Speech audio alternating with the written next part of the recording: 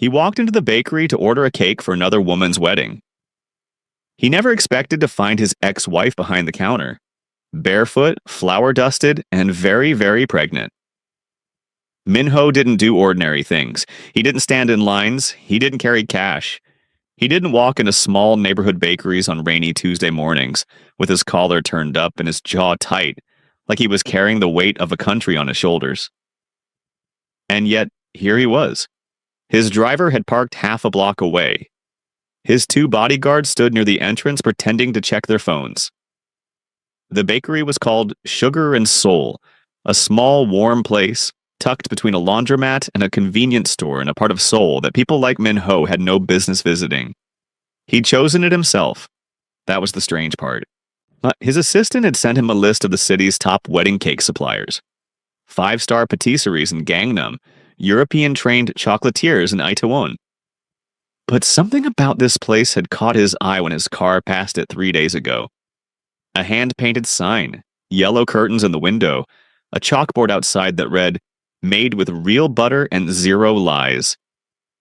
He hadn't smiled in 10 months, but something tugged at the corner of his mouth. Minho was 41 days away from marrying Yoon Ji-soo, a match his organization had arranged, quiet and strategic, like everything in his life. Ji-soo was elegant, suitable, safe. He didn't love her. He hadn't loved anyone since Erica. He pushed the thought down the way he always did, like hard and fast like a blade into a sheath, and reached for the bakery door. The bell above it chimed, and the scent of brown sugar and vanilla hit him like a memory he wasn't ready for. Before we go further, do you think a man like Minho deserves a second chance at love? Drop your thoughts in the comments, and if you're new here, subscribe. You won't want to miss where this goes. The woman behind the counter had her back to him. She was humming. Low and soft, something soulful that didn't belong in Seoul, but somehow fit perfectly inside this warm little bakery. Her hair was wrapped in a yellow headscarf. Her apron strings were tied loosely, and because they had to be, because she was heavily pregnant. 8 months, maybe more. The kind of pregnant that made every movement deliberate, every step a negotiation. Minho's feet stopped working. She reached up to adjust something on the shelf.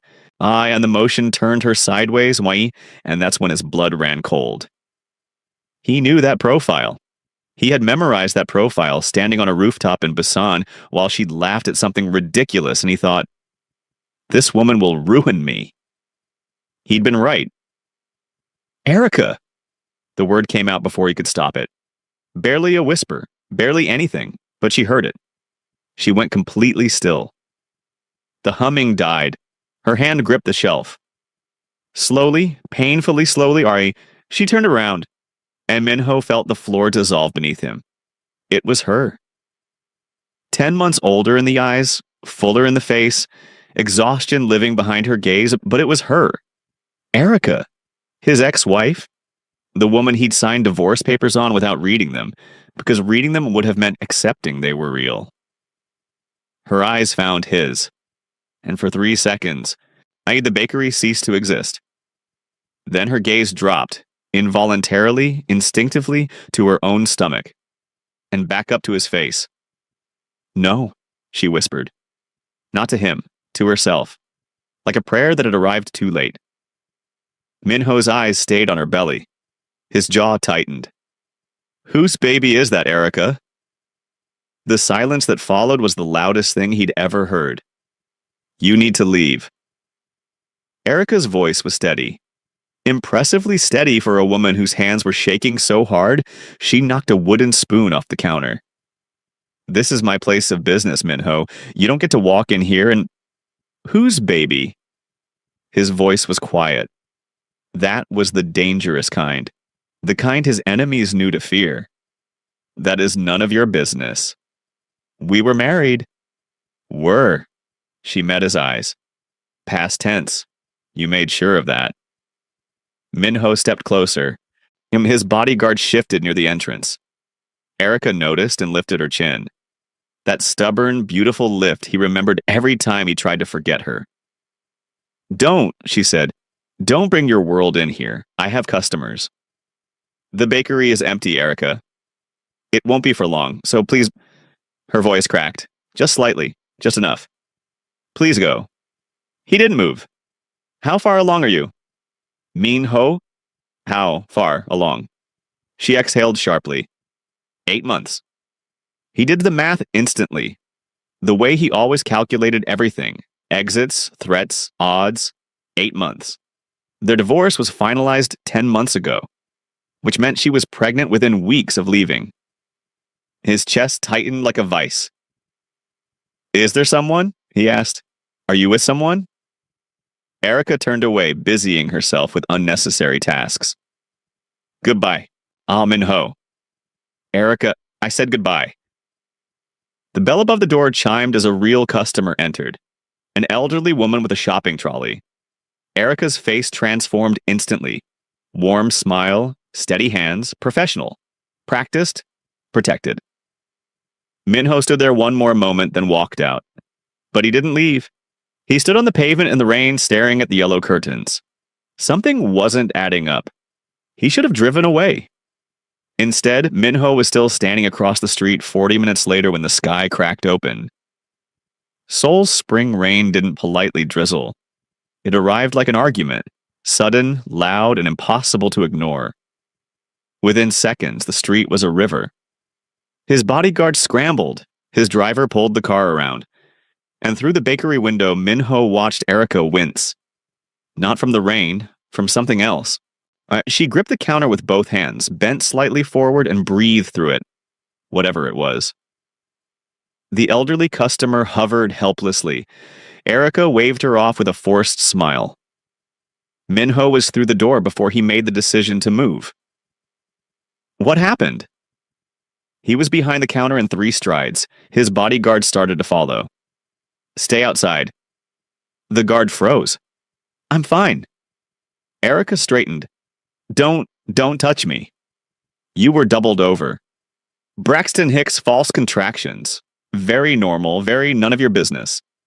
She exhaled slowly. Why are you still here? I don't know, he said honestly. That seemed to unsettle her more than anything else he could have said. The elderly customer quietly gathered her pastry box and slipped out. The rain hammered the windows. The bakery felt suddenly very small, very warm, and very full of everything they weren't saying. Erica lowered herself carefully onto a stool behind the counter. Minho didn't ask permission. He pulled a chair from a nearby table, turned it around, and sat across from her. You're still as stubborn as you are impossible, she muttered. And you're still running from things instead of facing them. Her eyes snapped to his. Don't. I'm not leaving until I know you're okay. I don't need your protection anymore, Minho. I built a whole life specifically so I wouldn't. The rain intensified. Neither of them moved. It started with a box. Erica needed something from the storage shelf. Baby shower decorations for a client order, she said, not meeting his eyes. Minho reached it before she could attempt the stretch, and when he pulled it down, a small envelope fell from between the boxes and hit the floor between them.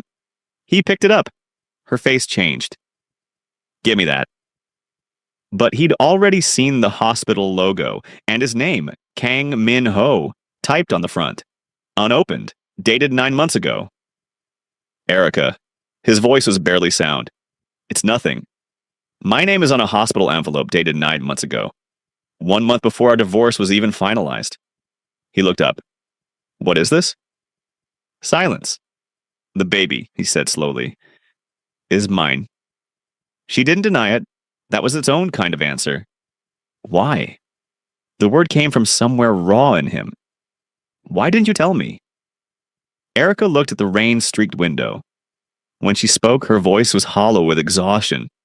The kind that comes from carrying something too heavy, alone for too long. Because the night I found out I was pregnant, your mother called me. She paused. She said if I told you, she would have me deported. She said I was an embarrassment to the Kang name. A foreign woman with no connections, no status. Her jaw tightened. She said your organization would never respect a leader with a black American wife and a mixed baby.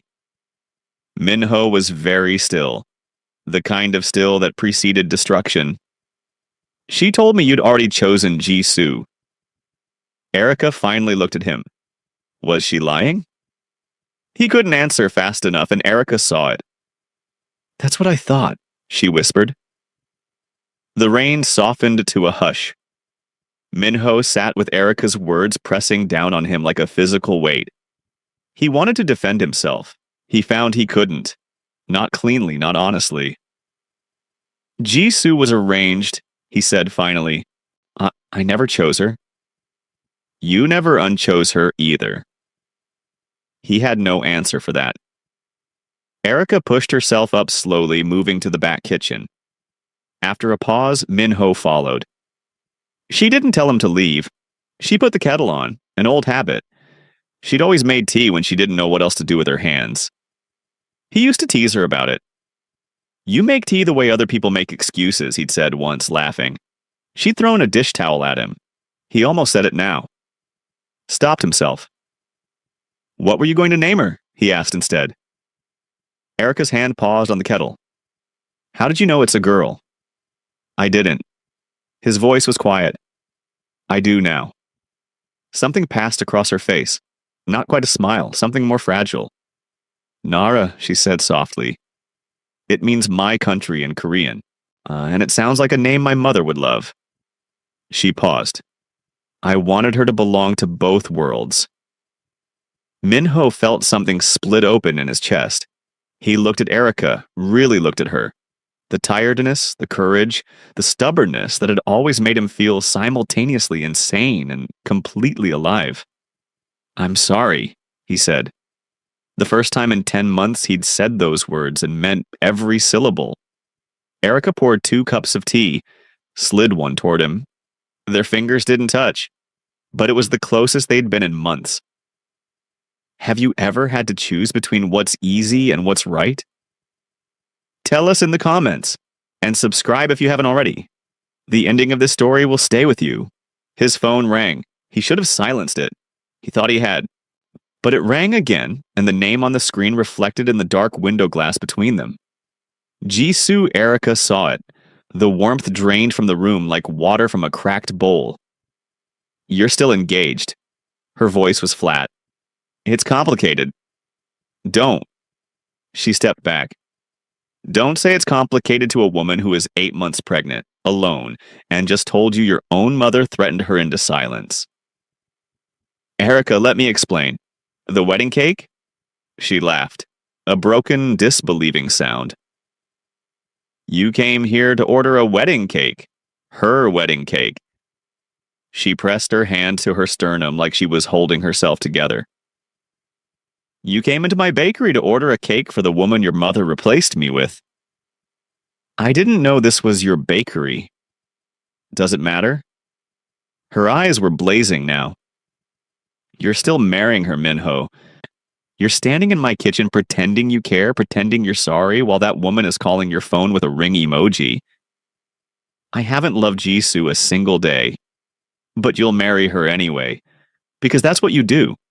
You let people make your choices for you and then show up at other people's bakeries looking tragic about it. Her voice broke. I needed you 10 months ago. I needed you 9 months ago when I found out I was carrying your child alone in a hospital. Where were you? Minho's jaw worked. I was wrong, he said. Every single time, I was wrong. Being wrong doesn't fix anything. Tears tracked down her face silently. I want you to leave, and this time, don't come back. Minho sat in the back seat of his car for a long time. His phone had 42 notifications. Jisoo, his mother, his consigliere, the wedding planner. He stared at the yellow curtains of the bakery until they blurred. He thought about his father, the original Kang boss, who had once told him, power is just fear wearing an expensive suit. Minho had built his entire life on that philosophy. Fear kept people in line. Fear kept him safe. Fear had also cost him the only woman who had ever looked at him like he was more than what he controlled. He picked up his phone. Not to call Jisoo, not to call his mother. He called his most trusted lieutenant. Cancel the wedding. Silence on the other end. Sir, cancel it. Release a statement. Say irreconcilable differences, whatever they need to hear. He paused. And get me everything on what my mother said to Erica 10 months ago. Every conversation, every threat. I want it all documented. That could destabilize the alliance with the Yoon family. I know. Minho looked at the bakery window. Do it anyway. He stepped out of the car, his bodyguard moved to follow. Minho held up one hand. Alone. He stood outside Sugar and Seoul in the thin Seoul rain, his hand raised to knock, and stopped. She'd asked him to leave. She'd been asking him to show up for months. He knocked. No answer. He knocked again. Softer. Not like a man who commanded rooms, like a man who understood he was no longer owed entry. Erica. His voice was low. I canceled the wedding. I know you don't believe me. I know I have no right to ask you for anything. He pressed his palm flat against the door. But I'm not leaving, not this time. A long silence. Then the sound of a lock turning. She didn't open the door all the way. Just enough. Her eyes were swollen. Her headscarf had come loose. She looked exhausted and furious and heartbreakingly beautiful. You canceled the wedding, she said, not a question. An hour ago. Your mother will wage war. She already has. He almost smiled. I've survived worse. Erica searched his face the way she used to, looking for the lie, the exit, the version of him that would disappoint her. He let her look. He didn't arrange his expression into anything more convenient than the truth. I missed everything, he said quietly. The first ultrasound, the first kick. Every night you spent alone in this city carrying our daughter. His voice dropped. I can't get that back. I know that. No, she agreed. You can't. But I'm asking, Erica, not demanding, not arranging. I'm standing here in the rain asking you to let me be here for the rest of it. Her hand rested on her stomach. Instinctive, protective. She deserves her father, Erica said finally, almost to herself. So do you, Minho said. Deserve someone who actually shows up. The silence stretched. Then Erica stepped back and opened the door fully. He walked in. The bakery was quiet, warm, smelling of vanilla and brown sugar and something that felt alarmingly like home. Minho stood in the middle of it, a man who ran a criminal empire who had never once asked for forgiveness, and felt completely undone. Erica took his hand and pressed it gently against her stomach. And Nara kicked. Hard, deliberate, like she'd been waiting. Minho made a sound he hadn't made in 10 months. Something between a laugh and a sob. Till Erica watched his face crack open. Really open. And felt the last wall she'd built begin to crumble. Hi, he whispered, to his daughter. I'm sorry I'm late. 6 weeks later, Minho stood beside Erica in the delivery room. Not as a boss, not as a strategist, just as a man holding the hand of the woman he should never have let go. When Nara came into the world, she cried loud and indignant, announcing herself to everyone. Minho counted her fingers. Erica laughed through her tears. And on the small whiteboard outside the room, in Minho's careful handwriting, was a single name. Kang Nara, meaning light. Because after everything, the silence, the distance, the pride, the fear, that's exactly what she was.